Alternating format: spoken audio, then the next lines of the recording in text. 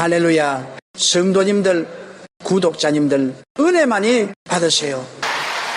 오늘 저는 우리가 매일 드리는 마음의 제사란 제목으로 은혜를 나누고자 합니다. 항상 기뻐하라, 쉬지 말고 기도하라, 범사에 감사하라. 이것이 그리스도 예수 안에서 너희를 향하신 하나님의 뜻이니라. 우리가 기도할 때마다 하나님 뜻대로 살게 해달라고 하고 또 뜻대로 살겠다고 하는 것입니다. 그런데 여기 데살로니가 전서 5장 16절 18절에 보면 굉장히 간단해요. 굉장히 쉬운 것 같은데 실제로는 안 쉬워요. 우리 삶을 살펴보면 항상 기뻐하고 쉬지 말고 기도하고 범사에 감사하는 사람 과연 몇 사람이나 있겠냐.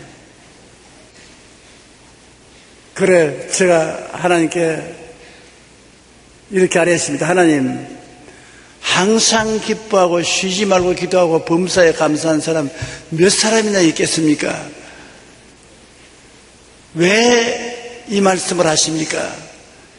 그러니까 성령께서 하시는 말씀이 그렇게 하는 사람이 별로 많지 않기 때문에 그렇게 말하는 것이다. 다 하면 내가 뭐라고 때문에 말하겠냐? 하는 사람이 많지 않기 때문에 그렇게 하라고 권면을 하는 것이다. 그 하나님이 여러분을 사랑하사 권면하는 것이기 때문에 권면으로 받아들이십시오. 우리도 어릴 때 부모님들이, 아버지 어머니 부모님들이 불러다가 권면을 하면 듣기 싫어요. 권면이 듣기 좋을 때가 없습니다. 그러나 하나님은 아버지 어머니하고 다르잖아요. 만왕의 만주의 주가 되시고 천지와 만물을 지으신 분이기 때문에 하나님 말씀하시면 예가 있지 그 이외에 잔소리를 해서는 안 되는 것입니다. 그러므로 우리가 할 일은 하나님 그렇게 하겠으니까 성령으로 도와주십시오. 하나님이 도와주시기를 기대합니다. 왜냐하면 우리가 지금 현재 살고 있는 시대가 중독의 시대에 살고 있는 것입니다. 항상 기뻐하고 쉬지 말고 기도하고 범사에 감사하면서 살 수 있는 시대가 아니기 때문인 것입니다. 현 시대를 중독의 시대라고 사람들이 말하는데 일 중독, 도박 중독, 마약 중독, 인터넷 중독, 쇼핑 중독, 알코올 중독 등 수많은 사람들이 다양한 중독에 걸려서 노예 생활을 하고 있습니다. 최근 청소년과 젊은이들에게 인기 있는 연예인이 해외를 다니면서 도박에 빠져 사회적으로 무리를 일으키고 있는 것을 여러분 신문에 읽어보았을 것입니다. 지난 9월 15일 신문에 의하면 우리나라의 도박 중독은 인구 대비 중독자 수가 6.1%라는 것입니다. 그 자체는 많지 않은 것 같이 보이지만은 영국이 1.9%, 캐나다가 1.7%에 불과한데 한국은 도박 중독자가 6.1%니까 엄청나게 많습니다. 캐나다보다는 약 6배나 되고 영국보다는 3배나 많은 사람들이 도박 중독에 빠져 있는 것을 볼 수가 있는 것입니다. 일 중독도 심각하여 지난 2007년 한 취업 사이트가 직장인을 대상으로 조사한 결과 51.2%가 자기는 일 중독자로 생각하고 있다고 했는데 이들은 주로 30, 40대 연령으로 대기업 직장인들이 가장 많았습니다.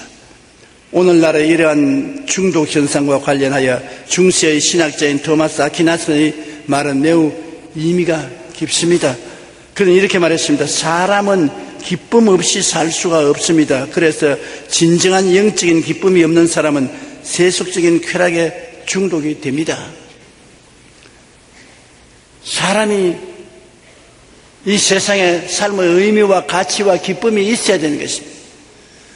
그런데 진실한 의미와 가치와 기쁨을 마음속에 갖지 못하면 세상에 일시적인 의미와 가치와 쾌락이라도 좋으니까 가져야만 되는 것입니다. 의미와 가치와 기쁨 없이는 살 수가 없다는 것을 저는 나이를 먹고 난 다음 더 절실히 깨닫게 되는 것입니다. 요사이 더 깨달아요. 사람이 진실로 영원한 의미와 가치와 기쁨이 없이 어떻게 사느냐. 영원한 것이 없으면 일시적인 것이라도 있어야 되지 않겠냐. 그렇게 생각이 되곤 하는 것입니다. 사람들은 이 쾌락을 얻기 위해서 사탄의 노예가 되는 것입니다. 우리가 살고 있는 현실은 사탄이 쳐놓은 지뢰밭과 같은 세상입니다. 그러나 우리가 두려워하지 말 것은 예수 그리스도의 십자가의 보혈에 의지하고 성령의 능력에 의지하면 하나님이 우리를 항상 기뻐하고 쉬지 말고 기도하고 범사에 감사하도록 도와주시는 것입니다. 예수님의 보혈로 우리의 잘못을 항상 지워주시고 그리고 성령으로 우리를 도와주셔서 하나님의 뜻대로 살 수 있도록 은혜를 베풀어 주시는 것입니다. 그러므로 하나님이 주시는 은혜를 통해서 평안과 기쁨을 갖고 소위 우리가 말하는 행복을 누리며 살 수가 있는 것입니다. 첫째로 오늘 항상 기뻐하라를 한번 생각해 보십시다. 우리가 사는 이 세상이 슬픔과 절망이 어느 곳이나 있는 곳입니다. 나만 슬픔과 절망이 있고 다른 사람은 없지 싶어도 그렇지 않아요. 제가 살아온 과거 여의도 순복음교회 목회 50년의 세월을 아예 가감없이 솔직하게 들여다보니까 옛날엔 많이 이렇게 보태고 빼고 했는데 이제 그럴 필요가 없어서 솔직하게 들여다보니까 한 번도 슬픔과 고통이 없은 날이 없었어요. 목사가 목회하는데 교회에서 하나님 사역을 하는데 남 보고 늘 기뻐하고 즐거워하라고 말하면서도 자기 마음속에는 염려, 근심, 불안, 초조가 떠나지 않았다는 것을 볼 때 하나님을 의지하지 않는 세상 사람들은 얼마나 많은 슬픔과 고통의 진흙장 속에 살아가고 있느냐는 것입니다. 아담과 하와가 타락함으로 아담과 하와에게서 상속받은 이 세상은 저주받은 세상을 상속받았거든요. 축복받은 세상을 상속받았으면 좋겠는데 저주받은 세상을 상속받았습니다. 하나님께서 이 땅은 저주를 받아 가시와 은거키를 내겠다는 것입니다. 그 당시에는 과학이 발달 안 되고 문명이 발달 안 되고 사회가 발달 안 되기 때문에 가시와 은거키지, 요사이는 가시와 은거키가 다른 이름으로 나옵니다. 여러 가지 중독의 이름으로 나오는 것입니다. 여러 가지 생활 환경의 나쁜 습관과 죄악의 이름으로 나오는 것입니다. 가시와 은거키가 나오고 땀을 흘려야 먹고 살겠다는 것입니다. 땀을 흘려서라도 먹고 살기 위해서 직장을 구해도 그것도 잘 구해지지 않습니다. 그러니 직장이 있어도 염려 근심, 없어도 걱정, 이래도 걱정, 저래도 걱정, 인생 걱정이 사라지지 않습니다. 창세기 3장 17절로 19절 보면 아담에게 이르시되 내가 내 아내의 말을 듣고 내가 내게 먹지 말라 한 나무의 열매를 먹었은즉 땅은 너로 말미암아 저주를 받고 너는 내 평생의 수고에야 그 소산을 먹으리라. 땅이 내게 가시냇물과 은거키를 낼 것이라. 얼굴에 땀을 흘려야 먹을 것을 먹으리라. 가시덤불과 은거키와 땀, 이 세 가지는 우리가 이 땅에 사는 동안에 어느 곳에 가나 따른다는 것입니다. 가시넝쿨과 은거키, 별로 듣기 좋은 말이 아니지요. 그에다가 이마에 땀을 흘려야 먹고 산다니까 여러분 혼자만 그렇게 당하는 것이 아니라 모두 다 그러한 삶에 노출되어 있는 것입니다. 그러니 자연적으로 그 열매는 삶의 낙심과 슬픔, 분노와 좌절, 우울, 미움, 악한 감정, 온갖 부정적인 열매를 맺게 되는 것입니다. 잠언서 17장 22절에 마음의 즐거움은 양약이라도 심령의 근심은 뼈로 마르게 하느니라. 마음의 즐거움은 좋은 약이 된다. 그러므로 좋은 부모, 좋은 선생, 좋은 친구, 좋은 이웃을 가진 사람은 아예 보약 속에 사는 겁니다. 그러나 나쁜 선생, 나쁜 친구, 나쁜 이웃, 나쁜 부모 그 가운데 사는 사람은 뼈로 마르게 하는 고통 속에 사는 것입니다. 골로새 3장 7절로 8절에 너희도 전에 그 가운데 살 때에는 그 가운데서 행하였으나 이제는 너희가 이 모든 것을 벗어버리라. 곧 분함과 노여움과 악의와 비방과 너희 입의 부끄러운 말이라. 마음에 분한 것도 벗어버리고 노여움도 벗어버리고 악한 생각도 벗어버리고 비방도 벗어버리고 부끄러운 입의 말도 다 청산하라. 우리 삶에 이런 것을 없으면 참 좋겠는데 잘 없어지지 않아요. 남아프리카에서 사역하는 한 선교사가 인상 깊은 이야기를 한 적이 있습니다. 이 선교사가 장거에 들어가는데 우연히 코브라 뱀하고 맘마 뱀이 싸우거든요. 뱀끼리도 싸우는가 봐요. 난 뱀끼리는 항상 친구인 줄 알았는데 사람만 싸우는 것이 아니라 뱀도 서로 싸워요. 코브라 뱀하고 맘마 뱀하고 싸우는데 코브라 뱀은 독이 굉장히 세잖아요. 그 독이 꽉 들던 이빨로 맘마 뱀을 꽉 물어제기니까 얼마 안 있어 맘마 뱀이 척 늘어지거든요. 그런데 이 코브라 뱀이 척 늘어진 맘마 뱀을 먹어요. 머리부터. 중간쯤 먹더니만 자기가 물어서 죽인 그 맘마 뱀 속에 있는 자기 독이 자기 몸에 들어와가지고 있어요. 자기도 경련을 일으키게 되지만 그냥 뻗어져 죽어버려요. 결국 원수를 죽인 그 독이 자기에게로 들어와서 자기를 죽이고 말았었어요. 그 선교사는 이렇게 말했습니다. 자기가 거기에서 크게 느낀 것은 우리가 이웃을 죽이면 그 독이 우리에게 돌아와서 우리를 죽인다. 내가 남을 심히 괴롭히면 그로서 내가 만족한 것 같지만 그 고통이 돌아와서 나를 괴롭히게 된다는 것입니다. 우리의 사회는 슬픔과 절망이 가득하여 서로 싸우고 상처를 주며 낙심하고 분노하며 미움 등의 악한 감정을 가지고 살아갑니다. 그러나 결국 그러한 마음의 독은 이웃뿐만 아니라 자신에게도 치명적인 독이 되고 마는 것입니다. 주라 그래야만 돌려줄 것이요 곧 후회되어 눌러 흔들어 넘치게 해서 안겨주라고 성경이 말한 것처럼 내가 이웃에게 잘해주든 못해주든 결국에는 내게로 꼭 돌아오는 때가 있다는 것입니다. 이와 같은 어두움의 정신 상태를 극복하기 위해서는 무엇이 필요할까요? 기쁨입니다. 그래서 주님이 항상 기뻐하라는 것입니다. 우리에게 부담을 주려는 것이 아니라 이 어두움의 세계 속에 이 여러 가지 고통이 쉬지 않고 다가오는데 이를 극복하기 위해서는 마음에 기쁨이 있어야 된다. 항상 기뻐하라. 하나님이 우리에게 하시는 말씀은 다 결과적으로 좋게 해주려고 하시는 말씀이지 우리에게 부담을 주려고 하는 것은 아닌 것입니다. 그러므로 항상 기뻐해야 행복해지거든요. 사람들은 행복하면 기뻐하겠다. 행복한 사람들이 깔깔깔 웃고 기뻐한 줄 아는데 사실은 그렇지 않다고 하는 것입니다.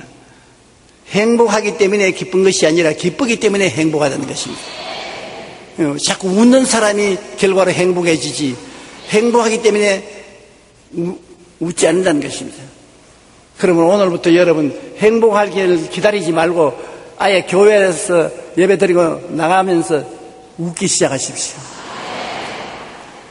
처음은 미소를 짓기 시작하고 그 다음엔 조금 소리내 웃기 시작하고 나오면 큰 소리내 웃기 시작하고 그러면 그 웃음이 행복을 가져온다는 것입니다. 제가 가만히 사람들을 대해보면 잘 웃는 사람이 있어요. 개미 기가는 것 보고도 깔깔깔 웃는 사람이 있습니다. 얼마나 행복한 사람입니까? 우리는 안 웃어요. 그거 봐도.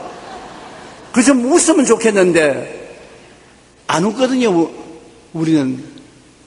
근데 그 쉽게 웃고 잘 웃는 사람 정말 행복한 사람인 것입니다. 큰 선물인 것입니다. 실없는 사람 아닙니다. 속 없는 사람 아닙니다. 행복한 사람입니다. 그러므로 많이 웃게 되시기를 간절히 축원하지 않습니다. 왜냐하면 데살로니가전서 5장 16절에 항상 기뻐하라고 말하고 있기 때문인 것입니다. 아이고 목사님 기쁜 이유가 있어야 기뻐하죠. 이 세상에 뭐 살면서 내내 그렇게 말씀해놓고 난 다음 기쁨이 없다고 말해놓은 다음 무슨 기쁨이 있어 기뻐합니까? 그렇게 말할 사람이 있을 것입니다. 예수를 믿지 않는 사람은 기뻐할 이유가 없어요. 사실 말이지. 그러나 예수님의 십자가 은혜가 마음속에 들어오면 그 은혜가 우리가 기뻐하면서 살 수 있는 이유가 되는 것입니다. 예수님의 은혜를 받고 나면은 우리 마음속에 기쁨이 다가오는 것입니다. 나의 기쁨, 나의 소망 되신 주, 나의 생명이 되신 주. 우리 찬송했잖아요. 나의 기쁨, 나의 소망 되시며 나의 생명이 되신 주. 밤낮 불러서 찬송을 드려도 늘 아신 마음 뿐일세. 제가 오늘 2부 예배 우리 당회장 설교를 들으면서 은혜를 받고 있는데 이영훈 목사님이 독창을 해요. 그래서 나도 독창을 하면 해야 되겠다.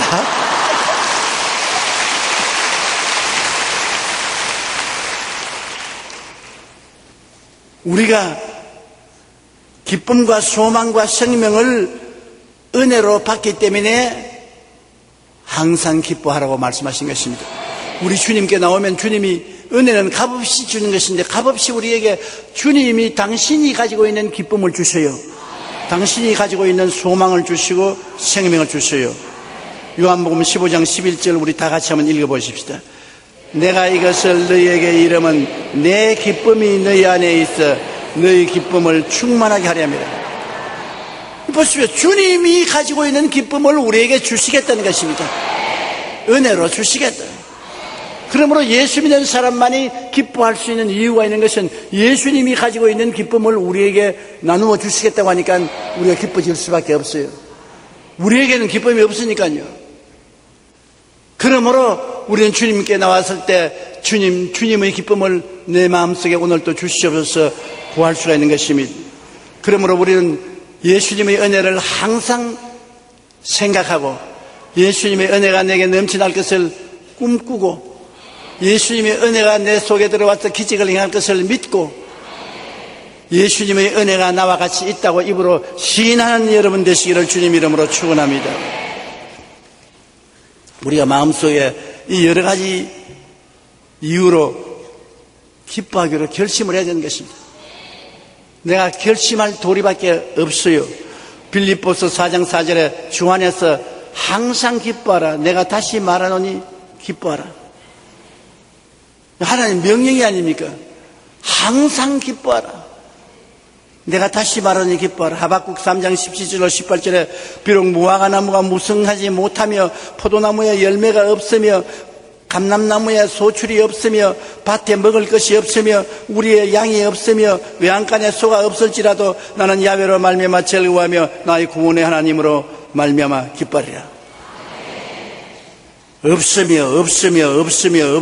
없을지라도 있어야 나는 기뻐하겠다. 나는 포도나무에 열매도 있어야 되고 감람나무에 소출도 있어야 되고 밭에 먹을 것이 있어야 되고 우리의 양이 있어야 되고 외양간에 소가 있어야 되면 그로 말미암아 기뻐하겠다. 그러면 낙제성이에요. 다 있는데 누가 안 기뻐해요? 근데 사실 있는 사람이 더 안 기뻐해요. 잘 웃는 사람 보십시오. 부잣집에 가면 웃음소리 별로 없어요. 가난한 집에 가면 웃음소리가 오히려 더 많아요. 부잣집에는 왜 웃음이 없느냐? 욕심이 많기 때문에.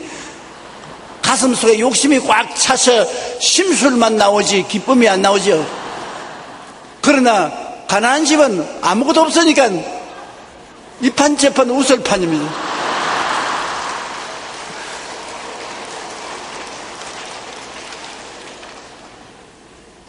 이 세상에 욕심이란 것이 한이 있나요? 한이 없으니까 욕심이 행복의 조건은 안 되는 것입니다. 지난 7일 세계은행 발표 자료에 의하면 우리나라 1인당 국민소득은 19,830달러이고 우리나라의 경제규모는 세계에서 15위가 된다는 것입니다. 그러나 경제규모에 있어서 이처럼 상위권에 속하는 우리나라 국민들의 행복지수는 얼마나 행복하다고 생각하느냐? 세계 102위입니다.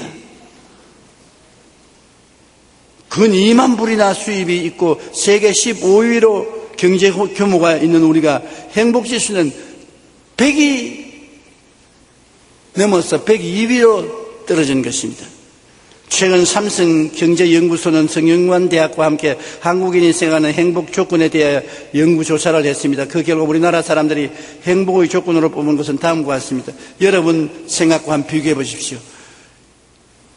우리나라 평균 사람들이 이런 것만 있으면 행복하겠다고 생각하는데 그 첫째, 젊어야 행복하다.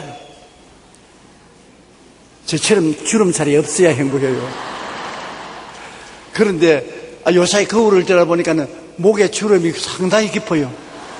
그래서 이게 목주름을 없앨 수가 없냐, 와이셔츠를 좁은 것을 입을까 연구 중입니다.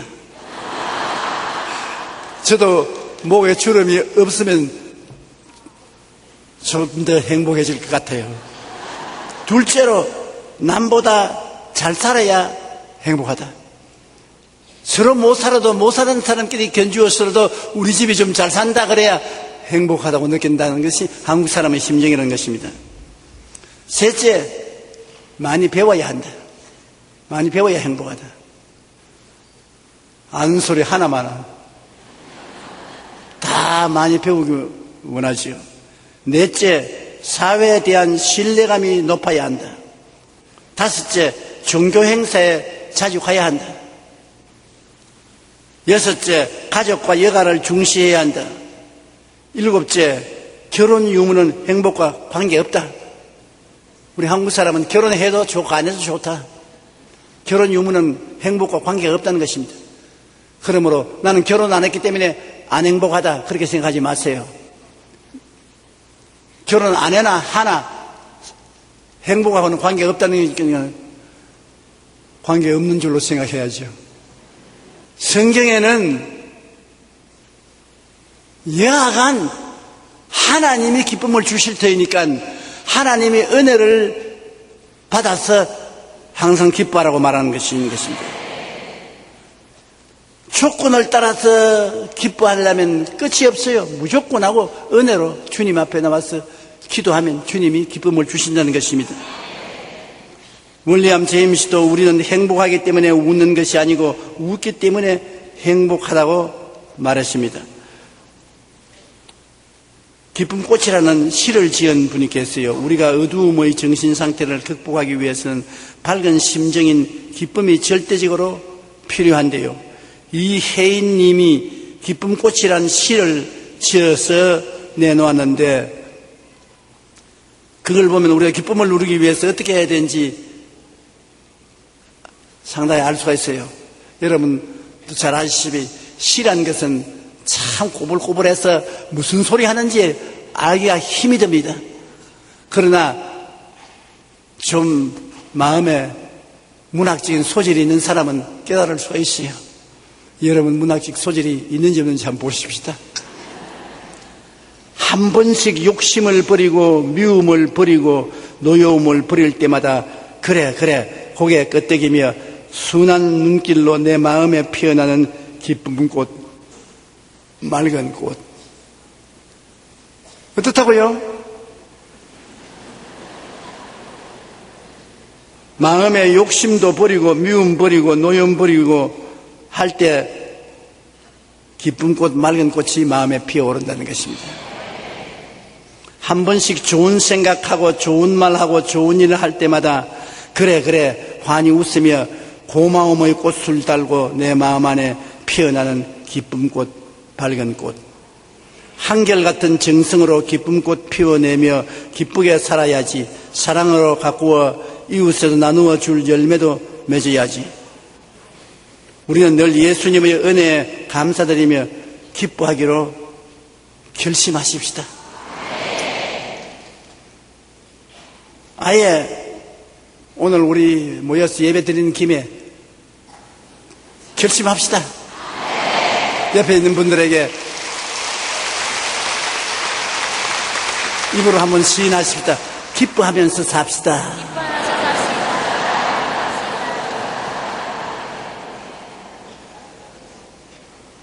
기쁨이 오기를 기다리면 언제 올지 몰라요.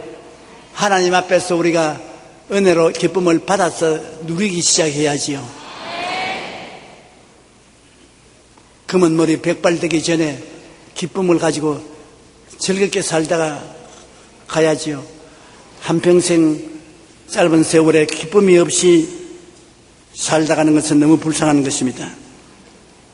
둘째로 이 성경에는 쉬지 말고 기도하라 했습니다.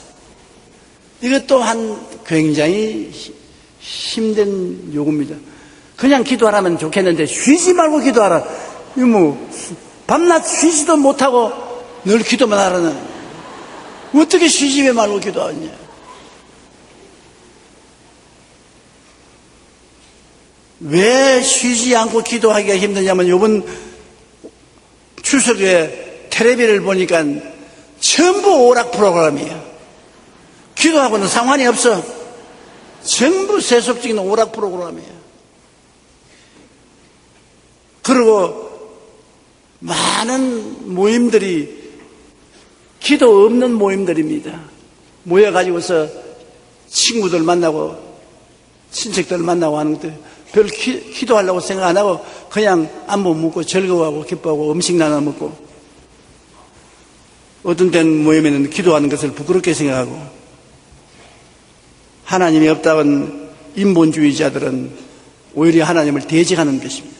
시편 14편 1절에 어리석은 자는 그 마음에 이르기를 하나님이 없다 하도다. 그들은 부패하고 그 행실이 가증하니 선을 행하는 자가 없더라고 말하는 것입니다. 우리가 항상 기뻐하라, 쉬지 말고 기도하라는 것은 늘 중얼중얼하고 다니라는 것이 아니라 기도 생각을 하고 다니라는 것입니다.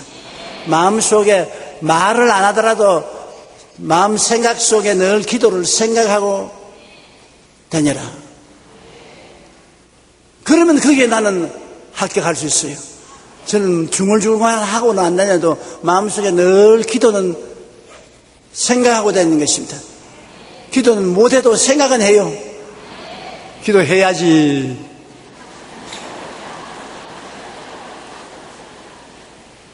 그러니까 항상 기도하라는 것은 여러분 항상 기도를 마음속에 생각하고 마음에 언제든지 기도해야지 하는 의무감을 느끼고 살라는 것입니다. 로마서 8장 26절에 성령도 우리 연약함을 도우시나니 우리는 마땅히 기도할 바를 알지 못하나 오직 성령이 말할 수 있는 탄식으로 우리를 위해 친히 간구하시니라. 우리가 기도 못하면 성령이 직접 기도한다. 직접 기도는 방언 아닙니까? 긴 기도는 방언 안 하고는 긴 기도할 도리가 없어요. 아는 말로서는 얼마 안 하면 미천 다 떨어지는데 뭐 무슨 말 할 거 있어요. 그럼 방언으로 해야지. 그러다 또 아는 말로 좀 하고 방언으로 하고 성령이 친히 기도하는 것입니다. 성령 안 받은 사람은 방언을 안 하기 때문에 많은 기도를 오래 못해요. 그러나 기도를 참으로 한 번 한 것 같다 하려면 1시간 이상 해야 돼요. 그리고 2시간 이상 기도하면 내 마음이 감동하고 하나님이 감동하는 것입니다. 2시간 기도라는 것은 굉장한 정성이 들어야 2시간 기도할 수 있는 것입니다. 1시간 기도만 해도 제가 박수해 주세요. 굉장한 것입니다. 잘하는 것입니다. 그리고 우리가 말로서 들리는 기도가 아니라 마음속으로 묵상으로 하는 기도도 기도인 것입니다. 그러므로 버스 타고 갈 때, 지하철 타고 갈 때, 시장 볼 때 오히려 말로서 기도하면 힘들어요. 버스 타고서 주여 버스 탑니다. 이제 갑니다. 하나님이여 오늘도 도와주시옵소서. 아침에 뭘 잘못 먹었겠죠. 버스 타고는 오히려 묵상 기도하는 것이 정상적인 기도인 것입니다. 지하철이나 시장터에나 교회 왔으나 집에서나 조용한 데 가서는 소리내어 기도하면 효과가 훨씬 더 있어요. 내 기도가 내 입에서 나와서 내 귀에 들리면 배로 기도하는 효과가 있는 것입니다. 묵상으로 한 기도보다는 배로 효과가 있는 것입니다. 그렇기 때문에 소리내어서 기도하는 것이 좋습니다. 데살로니가전서 5장 11절에 쉬지 말고 기도하라는 것은 바로 그러한 기도를 말하는 것입니다. 또 우리가 하나님을 믿는 사람은 항상 하나님께 맡겨야 되는 것이니까 맡기는데 주님 부탁합니다 안 하고서 어떻게 맡깁니까? 그렇지요. 우리 업무를 맡기더라도 짐 좀 맡아주십시오. 부탁합니다. 그래야 그게 바로 기도 아닙니까? 제가 여기서 일어날 때 오늘 성령님 부탁합니다. 오늘 설교 좀 해 주십시오. 나는 몸을 빌려드릴 테니까 내 입술과 혀를 통해서 말씀해 주십시오. 난 부탁했는데 결과적으로 보니 기도야. 그게 기도인 것입니다. 우리가 항상 이 세상에 살면서 수고하고 무거운 짐을 지고 살기 때문에 주님께 부탁하고 그게 자연적으로 생활에 밀착한 기도가 되는 것입니다. 여러분 수고하고 무거운 짐인 자들은 다 내게로 오라. 내가 너를 쉬게 하겠다는 말을 잊지 마십시오. 굉장히 좋은 인비테이션입니다. 이렇게 좋은 초청이 어디 있습니까? 수고하고 무거운 짐자들 다 싫어하는데 다 오기를 원치 않은데요. 근데 주님은 다 내게로 오라. 내가 너를 쉬게 하겠다. 너희는 내게 부르시져라. 내가 내게 응답하겠고 내가 알지 못하는 크고 비밀한 일을 내게 보이리라. 그러므로 주님께 와서 부르짖고 부탁하면 맡아주시는 것입니다. 주님은 오늘날도 우리 가운데 몸으로는 안 나타나지만은 여러 가지 기도를 들어주시고 응답해 주시고 도와주시는 것을 통해서 우리와 같이 계신 것을 나타내 보여주시는 것입니다. 히브리서 7장 24절로 25절에 예수는 영원히 계심으로 그 제사장 직분도 갈리지 아니하느니라. 그러므로 자기를 힘입어 하나님께 나아가는 자들을 온전히 구원하실 수 있으니 이는 그가 항상 살아서 그들을 위하여 간구하심이라. 여러분이 기도하면 주님이 거기에 플러스 알파에서 함께 기도해 주는 것입니다. 어머니가 어린아이 등에 손 얹고 어린아이와 함께 기도하는 것처럼 주님은 여러분이 기도하면 오셔서 기도를 보태어서 기도해 주시고 하나님께 응답받도록 도와주신다는 것입니다. 아유 목사님 나는 기도를 할 줄 모릅니다. 이제 예수 믿은 지 얼마 안 돼서 기도가 안 나옵니다. 간단한 기도 가르쳐 드릴까요? 감사합니다. 참 간단하면서도 1등 기도입니다. 불평하는 것보다 훨씬 나아요. 하나님 감사합니다. 그저 감사합니다. 제가 불광동에서 목회할 때 오래 기도하는 다른 교회 집사님 한 분이 계신데 우리 교회에 와서 새벽 기도를 해요. 그 집사님 지금 눈에 훤합니다. 이렇게 몸을 움직이면서 처음부터 끝까지 다른 기도 안 해요. 늘 그저 감사합니다. 그저 감사합니다. 그저 감사합니다. 그저 감사합니다. 그래서 내가 탁 등을 치면서 그게 무슨 기도요? 그저 감사합니다. 그러니까 그것도 감사합니다. 그것도 감사합니다. 그분 새벽기도 그 먼 데까지 나와가지고서 늘 하는 것이 그저그저 감사하는 말만 하고 갔는데 요사이 가만 생각해보니까 그분 참 현명한 사람이라. 왜? 결국 살아보니 그저그저 감사할 것밖에 없어요. 그저그저 감사하지 않습니까? 좋은 것은 좋아서 좋고 안 좋은 것은 좋게 될 것이니 좋고 모든 것이 합동하여 선을 이룰 것이니 그저그저 감사합니다. 그러므로 그저그저 감사하는 말이 아주 초보 기도이면서도 불구하고 제일 최고의 기도인 것입니다. 그렇기 때문에 기도가 안 나온 사람은 감사만 하십시오. 빌립보서 4장 6절로 7절에 아무것도 염려하지 말고 다만 모든 일에 기도와 간구로 너희 구할 것을 감사함으로 하는 게 아니라 그리하면 모든 지각에 뛰어난 하나님의 평강이 그리스도 예수 안에서 너희 마음과 생각을 지키시죠. 그래서 감사하고 감사하면서 중간중간에 한마디씩 끼워 넣는 것입니다. 이거 도와주십시오. 이거 돌봐주십시오. 감사합니다. 감사합니다. 골로새 4장 2절에 기도를 계속하고 기도에 감사함으로 깨어있으라. 언제나 감사함을 우리 기도에 섞어야 되는 것입니다. 셋째로 범사에 감사하라.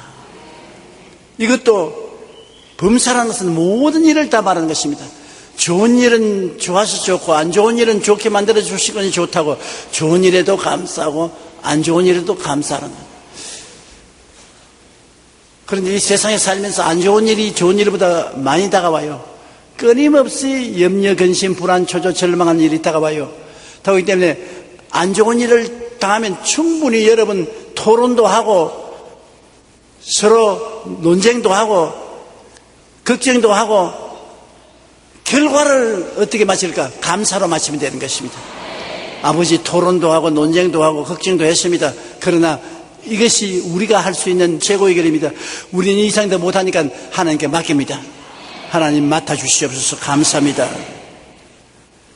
엄청난 기적적인 은혜를 체험했음에도 불구하고 불평하기로 유명한 분들이 성경에 있습니다. 누구지요? 몰라요. 유대민족들. 이스라엘 민족들이 애굽에서 나와서 광야를 통할 동안에 엄청난 복을 받았음에도 불구하고 얼마나 불평을 많이 말했지 않습니까? 마라에서 물이 있어서 마실 수 없게 되자 모세를 원망했고 신광야에서는 모세와 아론을 향하여 먹을 것이 없다고 불평했고 아론의 상난 지팡이를 언약궤 앞에 두어 원망하는 말을 거치도록 했으나 계속 불평함으로 하나님이 불뱀을 보내어서 그들을 물어 죽이기까지 한 것입니다. 민수기 21장 4절로 6절에 있는 말씀 우리 다 같이 한번 읽어보십시다. 백성이 호르산에서 출발하여 홍해길을 따라 에돔 땅을 우회하려 하였다가 길로 말미암아 백성의 마음이 상하니라. 백성이 하나님과 모세를 향하여 원망하되 어찌하여 우리를 애굽에서 인도하여 내어 이 광야에서 죽게 하는가. 이곳에는 먹을 것도 없고 물도 없도다. 우리 마음이 이 하찮은 음식을 싫어하노라 하며 야훼께서 불뱀들을 백성 중에 보내어 백성을 물게 하심으로 이스라엘 백성 중에 죽은 자가 많은지라. 원망과 불평은 할 만한 처지에 있으면서도 안 하는 게 좋습니다. 이스라엘 백성은 물이 없다고 원망해서 하나님 물 주셨어요. 음식 없다고 원망할 때 만나를 주셨어요. 고기 없다고 원망할 때 메추라기 주셨어요. 그러고도 원망하니까 불뱀을 보내었어. 애따 불뱀이나 먹어라. 물려서 많이 죽었습니다. 그러므로 우리가 원망할 만한 처지에 있더라도 불평 안 하는 것이 좋다는 것입니다. 감사하고 찬송하는 것이 좋은 것입니다. 아담과 하와가 타락한 이유가 바로 불평 때문에 마귀가 틈탔지 않습니까? 마귀가 와서 모든 동산의 질관은 다 먹되 선악을 질관을 먹지 말라 하더냐.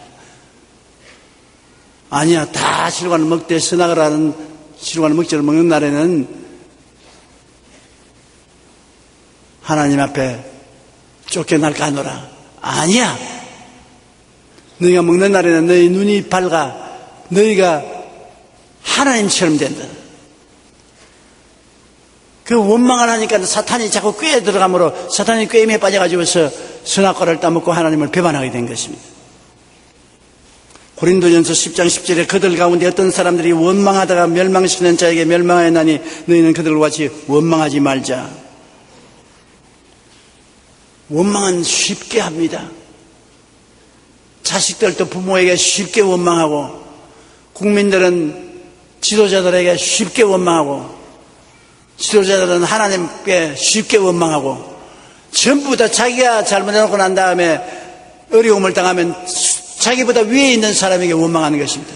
왜냐하면 원망을 해야 자기가 피할 곳이 있기 때문에. 나는 괜찮다, 나는 잘하려고 했는데 윗사람이 잘 못하기 때문에. 집안에 일이 생기면 남편은 부인 없으면 저 사람 때문에, 부인은 이것 때문에, 애들은 아버지 어머니 때문에. 전부 때문에를 해야 사는 것입니다. 자기가 피할 길을 얻기 위해서. 그러나 우리 예수 믿는 사람은 그런 불평을 안 하는 것이 좋습니다. 잘못하는 것은 다 내 때문에 잘못하고, 잘하는 것은 다 하나님께 영광을 돌립니다. 됩니다. 하나님, 내가 잘못해서 이렇게 되니 하나님 나를 꾸짖어 주시고 주님께서 영광 받아 주옵소서. 시편 37편 8절에 분을 거치고 노를 버리며 불평하지 말라, 오히려 악을 만들 뿐이라. 그럼 어떻게 이 세상에 살면서 불평, 원망, 탄식 할 일이 많은데 감사하면서 살 수 있느냐? 십자가를 바라보고 오중복음과 삼중축복을 감사하십시오. 십자가에서 하나님이, 예수님이 몸짓고 피 흘려 오중복음과 삼중축복을 주셨습니다. 오중복음 여러분 알아요? 첫째, 중생의 복음. 한번 따라 말씀해. 중생의 복음. 둘째, 성령 충만의 복음. 셋째, 신유의 복음. 넷째, 축복의 복음. 다섯째, 재림의 복음. 십자가에서 오중복음을 주님이 주셨습니다. 그리고 삼중축복은 영혼이 잘됨 같이 범사에 잘되며 강건하기를 내가 간구하노라. 이 하나님 주신 축복인 것입니다. 그리고 감사로 제사를 드리는 자가 나를 영화롭게 하느니 그 행위를 옳게 하는 자에게 나의 구원을 보이겠다고 성경은 말하고 있는 것입니다. 감사로 제사를 드리는 것을 하나님은 참 옳게 생각하는 것입니다. 감사하는 사람에게는 더 큰 은혜를 주시는데요, 주님께서 사마리아와 갈릴리 사이의 한 마을을 지나가는데 문둥이 10명이 나사렛 예수여 우리를 불쌍히 여기셔서 고함을 쳤습니다. 전에도 여러 개 말씀드렸지만 하나님의 응답하시는 사람은 마음의 소원과 믿음이 있는 사람을 응답해 주시지, 믿음과 소원이 없는 사람은 주님이 응답해 주지 않습니다. 아무리 문둥이가 되어서 길거리에 앉아있어도 아무 말도 안 하고 앉아있으면 그냥 지나가시는 것입니다. 낳고자 하는 소원이 있고 믿음이 있어야 되는 것입니다. 여러분이 주님께 나와서 기도할 때 주님께 응답받겠다는 소원이 있고 믿음이 있어야 기도가 효과를 발생하는 것입니다. 소원도 없고 믿음도 없는데 주님이 돌봐줄 것이라고 생각하면 안 되는 것입니다. 이 10명의 문둥이도 주님을 바라보고 소리를 높여서 예수 선생이여 우리를 불쌍히 여기소서 병낫기를 간절히 소원해서 믿음으로 부르셨습니다. 그래 예수님께서 내가 내게 무엇 해주기를 원하느냐? 주님께서 가서 제사장에게 내 몸을 보이라. 그 말은 무슨 말이냐면 문둥이가 깨끗한 걸 입으면 제사장에게서 몸을 보이는 것입니다. 나았으니까 제사장에 보이라. 그래 그들이 제사장을 찾아가다가 보니까 몸이 나았단 말입니다. 10명 중에 한 명이 고함을 치고 주님께로 돌아와서 주님이여 문둥이가 나았다. 그러니까 주님이 하신 말씀이 10명을 내가 고쳤는데 그 중에 9명은 어디 가고 네 혼자 왔느냐? 내 믿음이 너를 구원하였으니 평안히 가라. 그는 문둥병만 나은 것이 아니라 영혼의 구원까지 받았습니다. 그러니 얼마나 좋습니까? 아까 사람들은 문둥병만 나았고 구원을 못 받았습니다. 감사하니까 문둥병이 나는 데가 구원까지 주신 것입니다. 여러분께서 주님께 감사하면 주님께서 더 많이 주시는 것입니다. 있는 자에게는 더 주고 없는 자에게는 있는 것조차 빼앗으라 했으니까 감사로 하나님께 제사를 드리면 하나님이 더 은혜를 주신다는 것을 알아야 될 것입니다. 골로새 2장 6절로 7절에 그러므로 너희가 그리스도 예수를 주로 받았으니 그 안에서 행하되 그 안에 뿌리를 박으며 세움을 받았고 교훈을 받은 대로 믿음에 굳게 서서 감사함을 넘치게 하라. 하나님 앞에 소문 갖고 믿음으로 기도하고 난 다음 감사함을 넘치게 하면 하나님이 여러분께 응답해 주시는 것입니다. 항상 기뻐하라. 쉬지 말고 기도하라. 범사에 감사하라. 이는 그리스도 예수 안에서 너희를 향하신 하나님의 뜻이라고 말씀했는데, 영국의 유명한 교회 중이었던 스펄전 목사님은 이런 말을 했습니다. 촛불을 보고 감사하면 하나님이 전등불을 주시고, 전등불을 보고 감사하면 달빛을 주시고, 달빛을 보고 감사하면 햇빛을 주시고, 햇빛을 보고 감사하면 천국을 주신다.